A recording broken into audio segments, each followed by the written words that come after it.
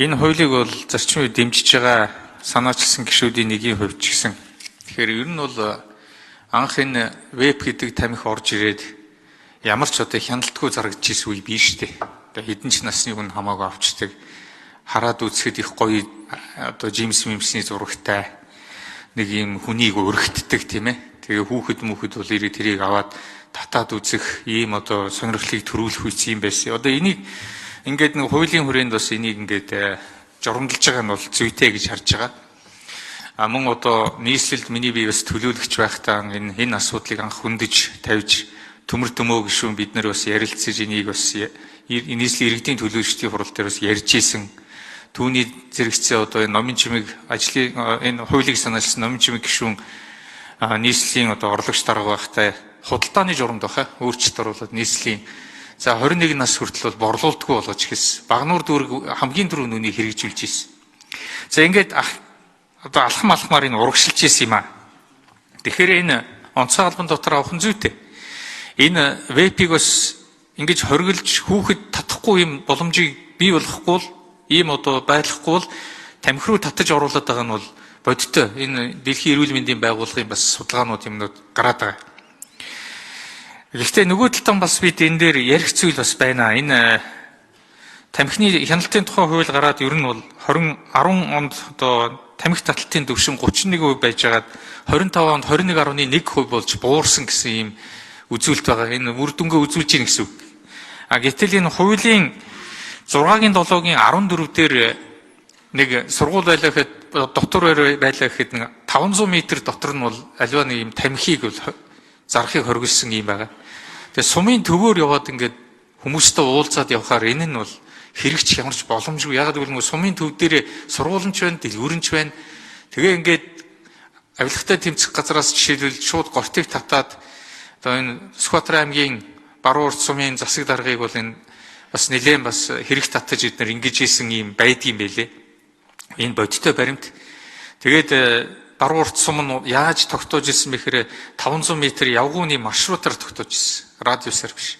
Радиусаар тогтоох ёстой гэдэг ингээд ийм байдлаар жижиг дунд ийм үйлдвэр эрхлэгч нар одоо ийм 6-аас 8 нэрийн бараа борлуулдаг улсууд өнөөдөр энэ тамхиг ерөөсөө нууц байдлаар нүдэнд ил харагдахгүй байдлаар албан бус байдлаар зарах руу түлхээд байна гэсэн ийм яриа яваад байгаа. Тэгээ энэ тал дээр ч гэсэн тэдний байр суурь юмнууд бол бичээр ирж байна. Бодиттой юмнуудаа ярьж байна. Тэгэхээр бид бас энэ улсын хурлын энэ хуулийг гаргах нь бол улсын хурлын бүрэн эрхийн асуудал.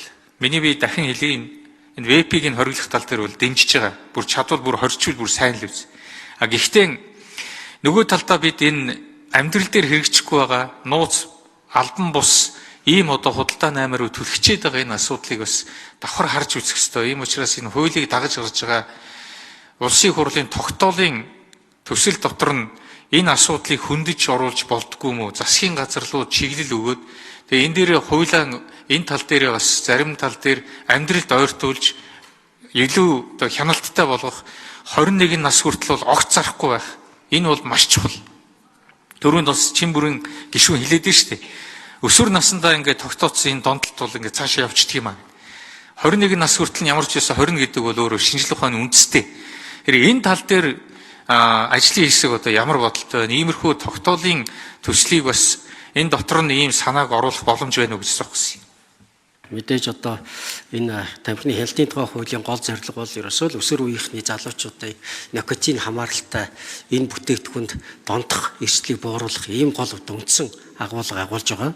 Энэ ч утгаараа ерөөсөө таны хэлж байгаатай яг ижил ерөөсөө амт үнэр энэ гадна үзэмж энтер бол одоо хүүхэд насандаа дурлах, сонирхох энэ одоо маркетингтэйгээ шууд хамааралтай гэдгийг бол одоо дэлхийн эрүүл мэндийн байгууллага болон бусад судалгаагаар бол одоо нотлогдож байгаа.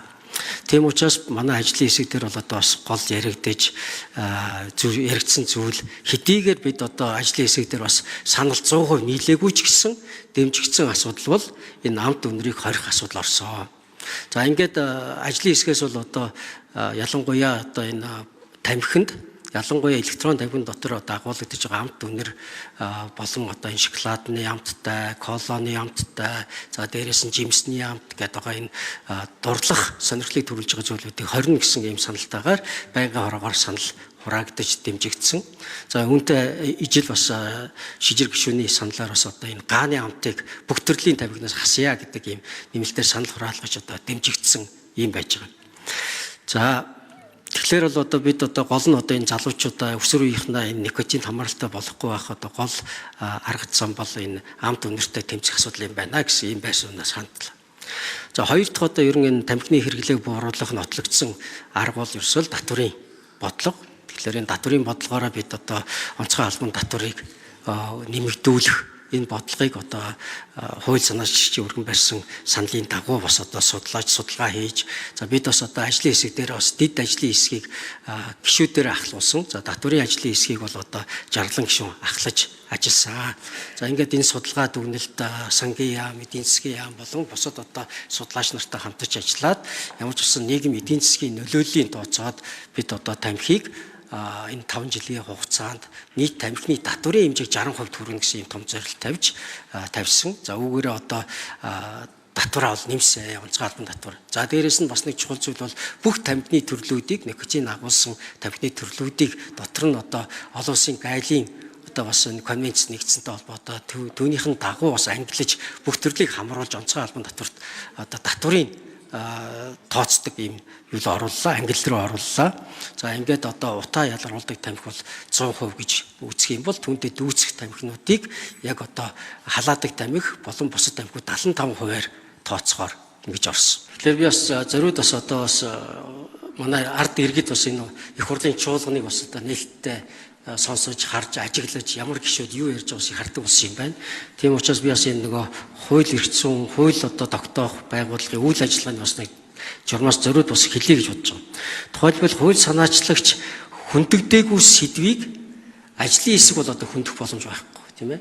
Тийм учраас хууль санаачлагчаас ирсэн төсөл дотор бол 500 м дотор тамхи татахыг хүндсэн эсвэл одоо болиулъя гэдэг юм. Эсвэл тэрийг бүр ойртуулъя гэсэн юм. Тийм хүндсэн сэдв байгаагүй учраас бид энэ ярих боломж байхгүй байгаа.